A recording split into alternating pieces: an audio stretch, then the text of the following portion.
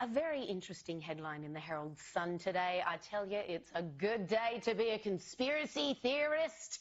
This was the headline in the front of the Herald Sun today. COVID jabs linked to heart brain disorders. Well, some people have been screaming this from the rooftops for a good 3 years now. But no, even though they were respected medical experts, but not the experts that anyone would listen to at the time. It simply didn't fit the narrative, raising concerns about what might be caused by these jabs. Obviously, they never had time to do proper trials.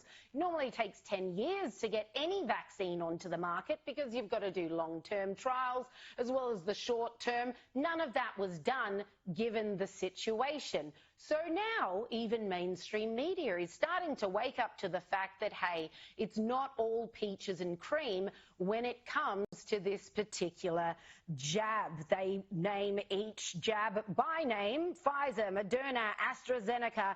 They say that causes a slight spike in neurological, blood and heart-related medical conditions, according to the findings from the Global Vaccine Data Network. But again, it depends on which experts you're listening to, who will tell you different aspects of just how big or small that spike may be. Let's go to Senate estimates, where last week we were talking about Senator Jared Rennick, who was trying to get details from the TGA about what testing they'd done on these vaccines before they were mandated upon the Australian populace. He held up entire black sheets because that's what he'd received from the TGA in response to his inquiry. Just redacted black pages upon pages. Well, this week, Senator Malcolm Roberts stepped up to the plate.